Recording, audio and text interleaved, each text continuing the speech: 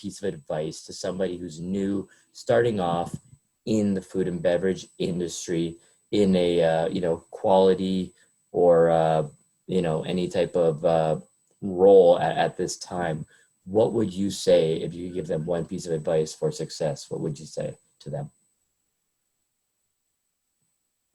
I would say don't be afraid to start at the bottom and work your way up.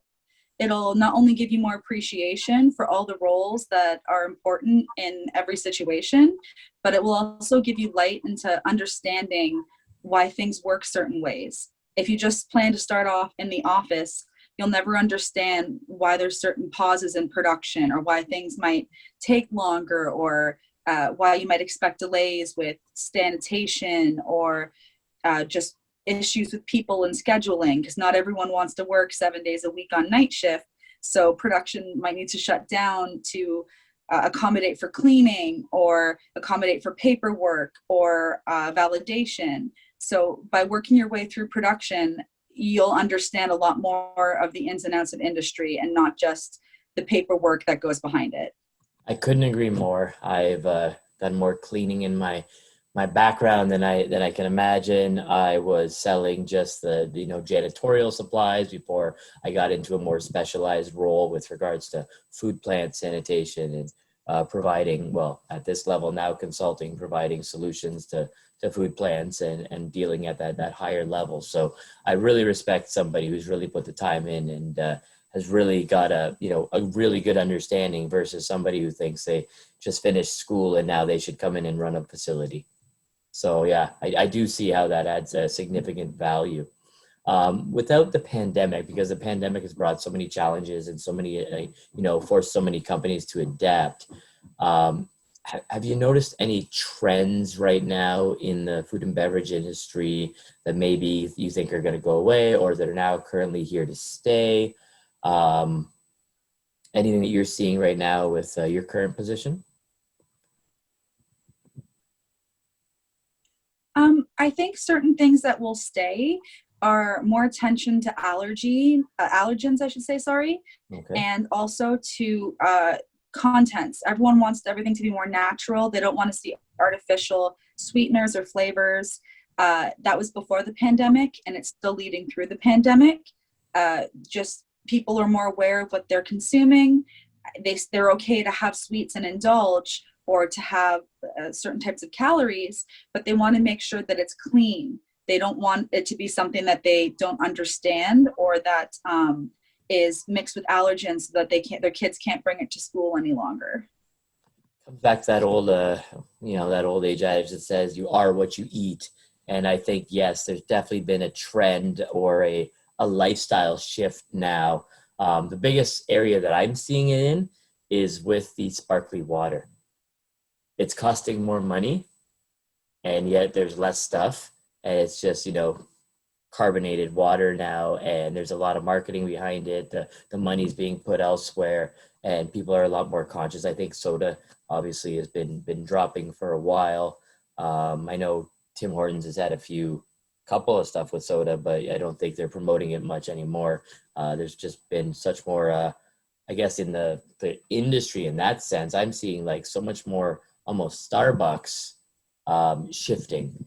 Is people are getting fancier coffees now, and even McDonald's has McCafe and all that. So I think that trend is definitely there, and it's tailoring the way the food is being produced as well. You're not going to eat that burger with that really fancy coffee. You're going to go for a more panini style, or something a little bit more artisan, I guess, per se. So yeah, I definitely see that too, and I agree 100%. With the pandemic now, what have you felt is the biggest challenge that you have had to overcome, or the company you work for adapting to all these challenges that we've been facing? I think the biggest challenge is, although it's nice to work from home and you do get to communicate with the global team in a broader setting where it's more regular meetings, you lose some of that, the information that's passed along in the office. So if you were to be sitting there and you were to overhear a conversation 2 tables over about a shipping issue, for example, like there's been a delay or there's a shortage on something, you don't overhear those conversations by email unless you're copied on the email. So sometimes you can catch things before they become huge snowballs of problem. Whereas now that everyone's working from home and just speaking directly to the people they need to, you miss some of that crossover that might happen in the office. Interesting. Yeah, I've got lots of different perspectives from everybody. The last interview I had was all about virtual, and you hinted on it exactly. It's harder to get that firsthand, let me show you something. Let me show you something virtually, like I said. And then, like you said, if you're not, included in everything, you're going to miss out.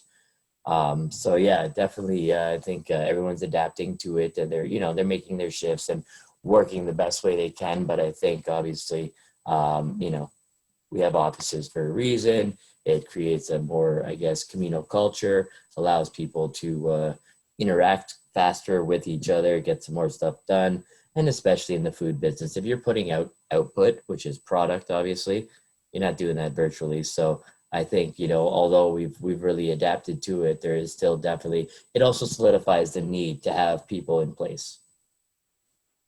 Yeah, I think there should be like there's a happy medium somewhere. Like not necessarily that people have to be chained behind the desk because like say at our company, it's a global quality team. So we have people across North America and Asia and Europe and South America. So it's great that we can all communicate and share the information we've learned and have the time to do so. But if we were at the office, say 2 days a week, once everything's safe and open, it would be nice to be able to catch more of the local issues that could be controlled before they are technically an issue.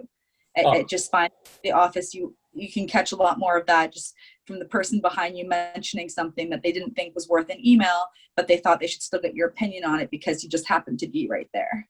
Oh, 100%. It's a proactive approach, and it allows everybody to exactly. Yeah. No, I agree 100%. Now, again, talking about your company, and you've got an idea of what your role is. Um, what would you like to tell our audience about what your company does exactly? Maybe you could let the people who are listening know about, um, you know, your company and what exactly you do and what you contribute. You've mentioned, you work with Tim Hortons and all that stuff. Now you have a role, but does your company do a lot more in that, that circumstance with Tim Hortons, or is there other companies that you work with, or what exactly does the company you work for do? Restaurant brands. Well, they do. Restaurant Brands International owns Popeyes, Burger King, and Tim Hortons. Oh, okay. So although my main focus is Tim Hortons, Yep. if there's some issues, like I also handle a lot of their bakery category. So my Tim Hortons team has probably 3 or 4 quality people that handle different categories. But if there's a baked good issue with Burger King, we all step in who have experience to help out with those various, again, whether it's a production issue, a supply issue, what to do to mitigate it. We're a pretty cross-functional team. It's been a delight working for them. I actually just started during the pandemic, which was amazing. I did all my interviews with them virtually. I did all my training virtually. They mailed me a laptop. I didn't even get to see the office before I was hired. Hey, So congratulations. yeah, That's awesome. thank you. That's great. That's great. I find that they've been a great company to work for. They have everything kind of separate. So food safety will set up certain parameters and it's up to the quality team to uphold them. So they have everything very well segregated, but also still commingling. So we can all share the responsibility, but also still have people to direct it the right way. Like if we have a food safety issue, we'll consult with our specialists. They'll give us the right direction and then we will implement it at the plant level. So it's been a great experience working for them. I think that the pandemic has kind of changed how things work though, because everyone has to be a lot quicker with it because if there's been a COVID shutdown at, say, one of the meat plants, which has been a big thing in North America, Mm-hmm. where there'd be an outbreak within the employees and things would get shut down for 2 weeks, we all have to be willing to step up, get other places approved, and work together to avoid supply like issues at restaurant level, so our customers don't get to see the cost increases or the lack of product that might happen due to COVID. Interesting, interesting. Yeah, no, it's like I said, that's again, yeah, that's very, very true. And again, that's exactly what I was going for because, like I said before, I was getting a real good idea about what you did and how you worked. But this is a lot bigger. Restaurant Brands International, like you said, reminds me, I guess, of I guess, what do you call it, Care Foods or something like that I've heard of before. Yeah, you guys look after those, and then you work with all the ones who make the food as well. So you would be at like, well, I guess locally Aritza might be somebody you would work with at a level there. So interesting. No, I've been to some facilities, obviously, that are, probably that you've been to as well. And you mentioned that the company is also global. So Tim Hortons is, I guess, a lot more places than I ever knew. And that was one of my next questions, which is about globalization. So obviously, when we open everything up, you get everything, but it also allows for a lot of opportunity. Do you find globalization has been a big challenge, presented more issues, been very hard to deal with, or do you feel like it's been a great positive, way to conduct business and a way to open up the world and to, get suppliers from everywhere to get assistance or help or resources from all over the place? How do you feel about globalization at this time?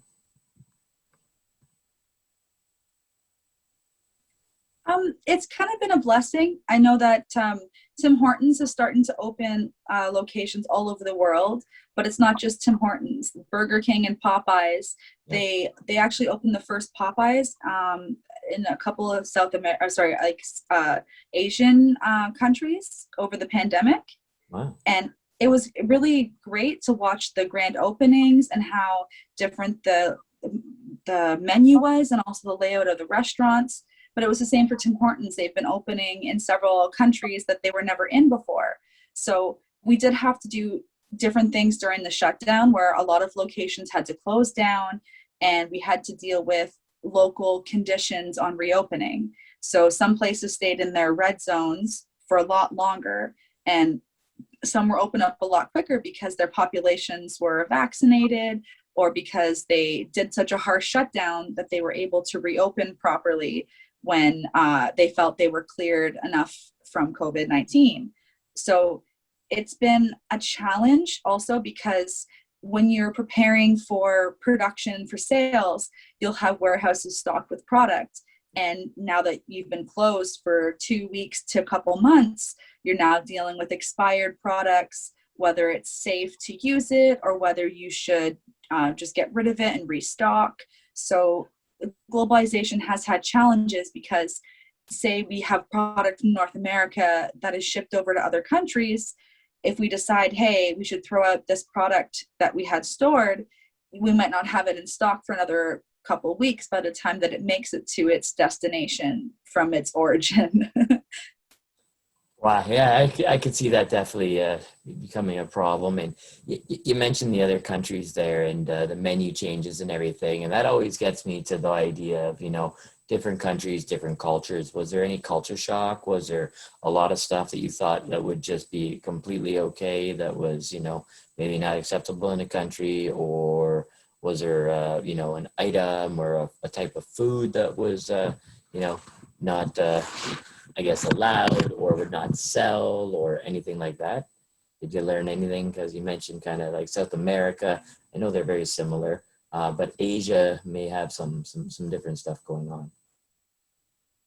Yeah, so we have the research and development team. They call them the innovation team. And we have them in pretty much every continent, and they will help kind of shape the menu. So we will have certain staples, like for Burger King, the Whopper will be in every country, but based on what's allowed in each country, that will change the base of the product. So if certain ingredients are not allowed in, say, Asia, and they're not allowed in Europe, but we have them here in North America, the burger won't be made here to send to those other countries. We'll find local vendors. We will give them the ideal recipe and the ideal flavor profile, and we will work with them to develop a product that is suitable for their particular customer base. So sometimes it's not just about something not being allowed in a country. Like, say, for example, Americans might like something sweet, and in Asia, they might like it tart. So we'll cater the flavor profile to the customer base in order to make sure that the experience is enjoyable while still keeping the principles of the product. So if say an American was going to travel and want the same kind of Whopper somewhere else, it'll still have the same base to it, but with little hints of different flavors or allowable product in order to make it, favorable in the country that it's serving. Interesting. Yeah, no, that's we are in lag time right now. That's very interesting. That's really cool. I was always wondering exactly what that would be, because I just know that obviously different places, different cultures. It might be a Big Mac, or for you guys a Whopper, but maybe it's a Whopper, but it's a little bit different, like you mentioned with the sweet versus the tart there. No, that's really cool. Awesome. Well, I appreciate you sharing that with me. I'm sure the audience is going to really like that as well. Is there anything else that you'd like to add before we wrap up? Is there anything else you'd like to share? Not that I can think of. I believe that pretty much no matter what company you're working with, as long as you're passionate for what you're doing, which whether it be food safety, quality, or production, it's just you should be diligent with what you're doing. You should be proud of what you're doing, and you should try to enjoy what you're doing.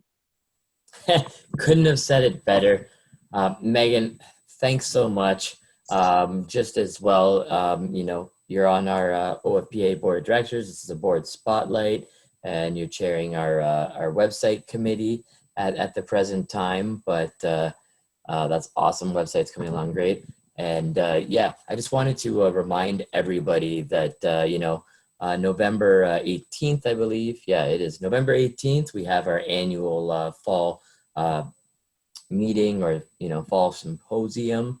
So definitely make sure to register, and all the information's on our website. As well, in September, that would be the 16th actually, we have our OFPA social mixer. So please definitely register for that as well. And if you're not already a member, please join the OFPA. Tons of information, tons of resources. Obviously, our podcast you could be featured on. So yes, again, Megan, thank you for being our special guest today. Thank you for joining me. And we look forward to having you back many times. Thanks so much. Thank you. Take care. You too. Have a good night. Good night.